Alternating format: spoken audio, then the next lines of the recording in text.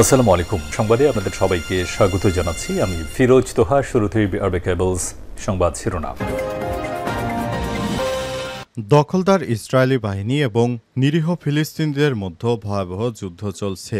আর এই মুহূর্তে আমাদের হাতে এসছে যুদ্ধের ভয়ঙ্কর কিছু গুরুত্বপূর্ণ আপডেট সংবাদ। প্রথমেই জানাবো আল আকসা মসজিদ উড়িয়ে দেয় ইহুদিদের পরিকল্পনা আর ইসলামী ভূমি রক্ষা করা মুসলমানদের দায়িত্ব। পাঁচ টুডে এই তথ্য বলছে, গত এক সপ্তাহে হাজার হাজার ইহুদি বসতি স্থাপনকারী আল আকসা মসজিদ প্রাঙ্গণে হানা দিয়েছে। এটা সংঘাতের ক্ষেত্রে নতুন বিপজ্জনক মোড় হিসেবে গণ্য করা হচ্ছে। মসজিদুল আল আকসা এবং ডোম অব দ্য রক উড়িয়ে দিতে উগ্রপন্থী ইহুদিবাদী সংগঠনগুলোর উস্কানিমূলক আহ্বান এবং তৎপরতার নিন্দা জানিয়েছে মিশর। এরপর জানাবো গাজার হিরোশিমা মার্কিন ডাক্তারের বর্ণনায় উঠে এসেছে হাসপাতালগুলোর মর্মস্পর্শী চিত্র।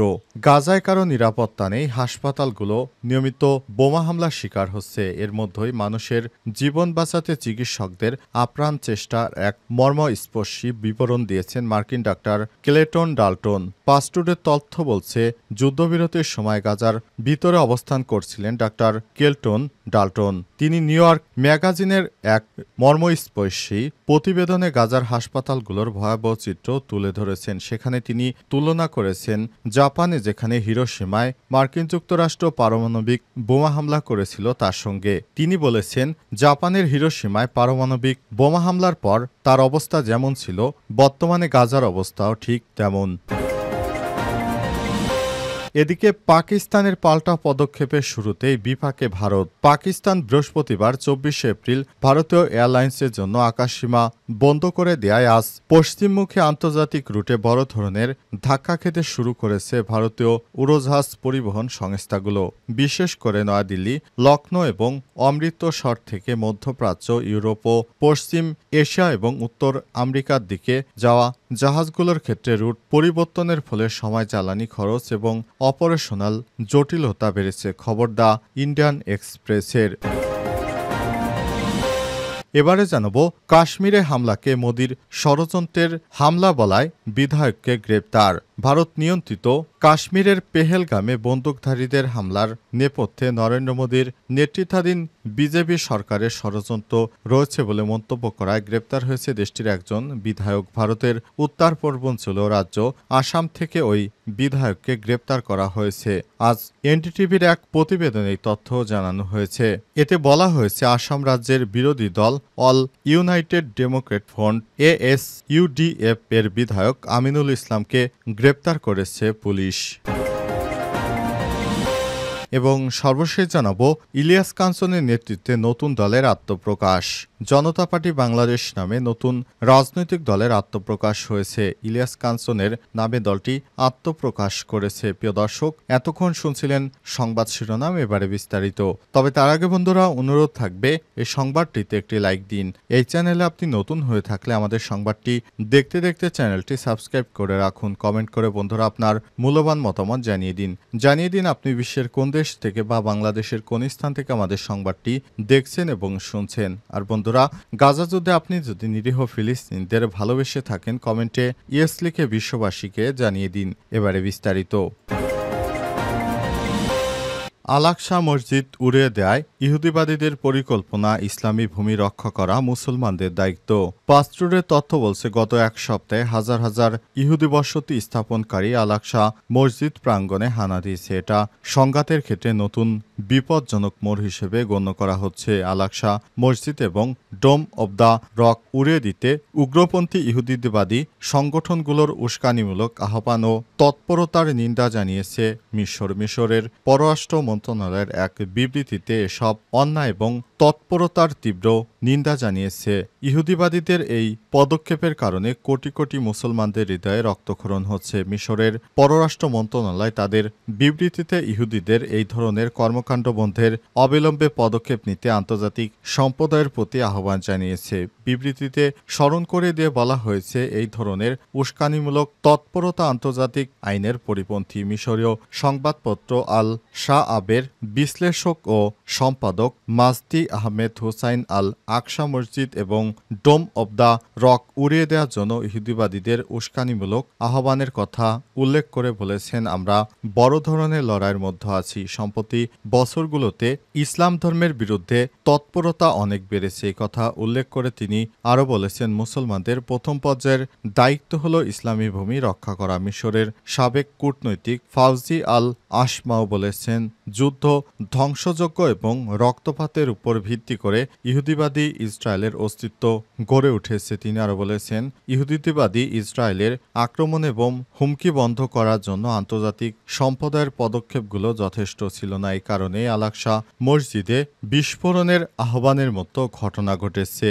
ইউনেস্কো এর আগেই স্পষ্টভাবে জানিয়ে দিয়েছে, জেরুজালেমের পবিত্র স্থান হিসেবে আল আকসা মসজিদের সাথে ইহুদিদের কোনো ধরনের ঐতিহাসিক, ধর্মীয় বা সাংস্কৃতিক সংযোগ নেই। ইউনেস্কো এই মসজিদকে মুসলমানদের পবিত্র স্থান হিসেবে ঘোষণা করেছে। গাজার বর্তমান অবস্থা হিরোশিমার মতো, বললেন মার্কিন ডাক্তার।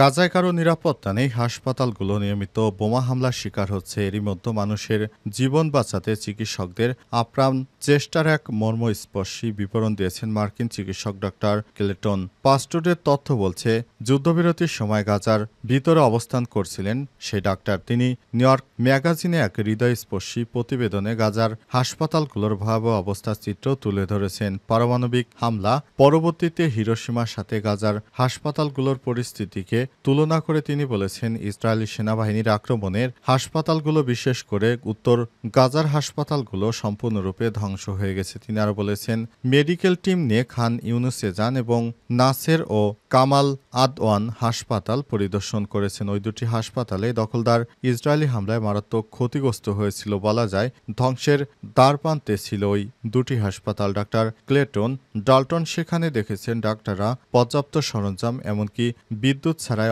অমানবিক পরিস্থিতিতে রোগীদের বাঁচানোর চেষ্টা করছেন। ডাল্টন আরও বলেছেন, জাপানের হিরোশিমায় যখন যুক্তরাষ্ট্র হামলা করেছিল তখন জাপানের যে অবস্থা হয়েছিল, বর্তমানে গাজার অবস্থা তার থেকেও ভয়াবহ। সেখানে কোনো মানুষ শান্তিতে থাকতে পারছে না দখলদার বাহিনীর কারণে। পাকিস্তানের পাল্টা পদক্ষেপের শুরুতেই বিপাকে ভারত। পাকিস্তান বৃহস্পতিবার 24 এপ্রিল ভারতীয় এয়ারলাইন্সের জন্য আকাশসীমা বন্ধ করে দেয়। পশ্চিমমুখী আন্তর্জাতিক রুটে বড় ধরনের ধাক্কা খেতে শুরু করেছে ভারতীয় উড়োজাহাজ পরিবহন সংস্থাগুলো, বিশেষ করে নয়াদিল্লি, লখনউ এবং অমৃতসর থেকে মধ্যপ্রাচ্য, ইউরোপ ও পশ্চিম এশিয়া এবং উত্তরের আমেরিকার দিকে যাওয়া উড়োজাহাজের ক্ষেত্রে রুট পরিবর্তনের ফলে সময়, জ্বালানি ও খরচ, অপারেশনাল জটিলতা বেড়েছে। খবর দ্য ইন্ডিয়ান এক্সপ্রেসে 2019 সালে বালাকোট স্ট্রাইকের পর আকাশসীমা বন্ধ থাকাকালীন ভারতীয় এয়ারলাইন্সগুলো প্রায় 700 কোটি রুপি ক্ষতির সম্মুখীন হয়েছিল। এবারও সেই ধরনের আর্থিক ক্ষতির আশঙ্কা করা হচ্ছে।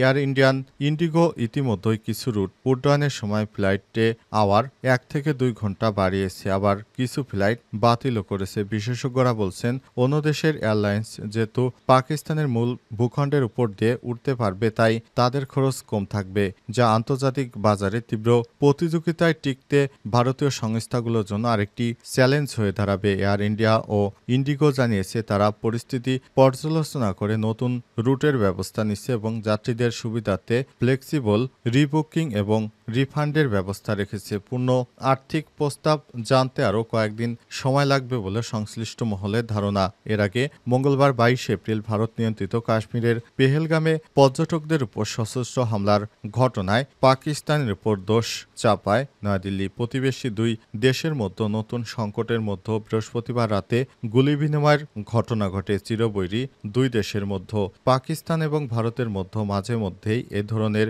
সমস্যা লেগেই থাকে। ইলিয়াস কাঞ্চনের নেতৃত্বে নতুন দলের আত্মপ্রকাশ।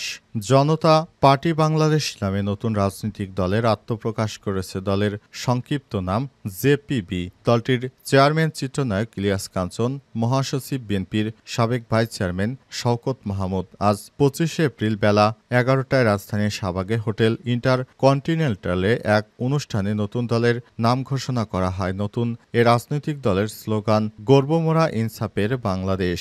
ইলিয়াস ইলিয়াস কাঞ্চনের ঘনিষ্ঠ সূত্র থেকে জানা গেছে দলের চেয়ারম্যানের দায়িত্বে থাকছে ইলিয়াস কাঞ্চন নিজেই। ১৯৯৩ সালে স্ত্রী জাহানারা কাঞ্চনের সড়ক দুর্ঘটনায় মৃত্যুর পর থেকে তিনি নিরাপদ সড়ক চাই নিশ্চা নামের একটি সামাজিক আন্দোলন চালিয়ে আসছেন। যদিও অতীতে বহুবার তাকে রাজনীতিতে যোগ দেওয়ার আহ্বান জানানো হয়েছিল, এবারই প্রথম তিনি সরাসরি কোনো রাজনৈতিক দলের নেতৃত্বে আসছেন। এদিকে শেখ হাসিনা সরকারের পতনের পর এবছর ফেব্রুয়ারি পর্যন্ত ৬.৫ মাসে প্রায় ২২টি নতুন রাজনৈতিক দল আত্মপ্রকাশ করেছে। এর প্রেক্ষাপটে জনতা পার্টি বাংলাদেশ আজ থেকে একটি নতুন রাজনৈতিক পরিমণ্ডলে প্রবেশ করল।